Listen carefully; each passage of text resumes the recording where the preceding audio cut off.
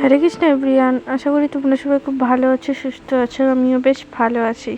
তাই এটা হলো কিছুদিন আগেকার ব্লগ, যখন কুচবিহারে রাসমেলা চলছিল।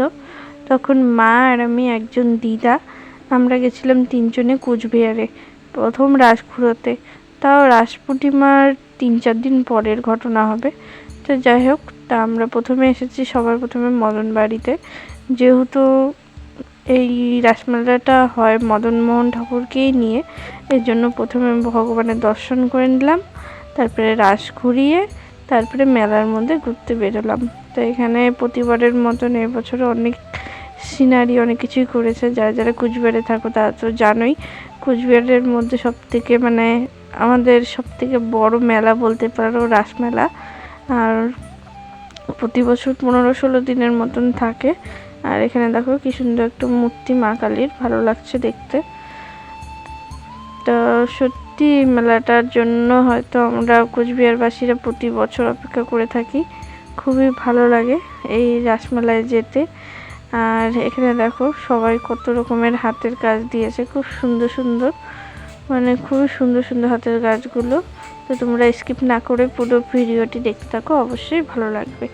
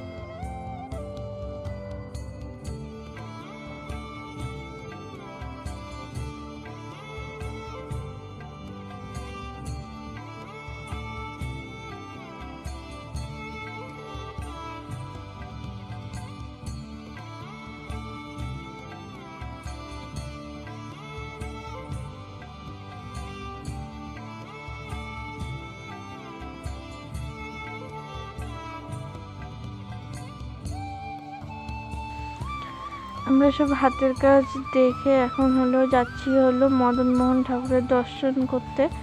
তা এখানে আমি এসেছিলাম, আমার মা, আর একটা আমাদের পাড়ার একজন দিদা এসেছিল। আমরা 3জন এসেছিলাম মেলাতে। আর আজকে মেলায় এসে দিদার কথা খুব মনে পড়ছিল, আমার দিদার কথা। কারণ দিদা যখন বেঁচে ছিল তখন দিদা আমাদের সাথে আসতো মেলায় ঘুরতো, আমি, মা, দিদা আসতাম। আজকে ওই দিদার জায়গায় এই দিদা এসেছে, তাই দিদাকে বারবার বলছিলাম সত্যি আমার দিদাকে খুব মিস করছি। তো যাই হোক, ভগবান আর আমার দিদাকে আমার কাছে রাখেনি, আর কি বলবো। তো এইদিকে দেখো কি সুন্দর লাইট করছিল এখানে, মদনমোহন মন্দিরে। সারা বছরে শুধু এই মেলার সময় আসা হয়, তাছাড়া আর আসাই হয় না। যেহেতু আমরা বাবুরহাট ইস্কন মন্দিরের ওখানেই পুজো দিতে যাই, এদিকে আর আসাই হয় না। তা যাই হোক, অনেকদিন পরে মদনমোহন মন্দিরে আসলাম।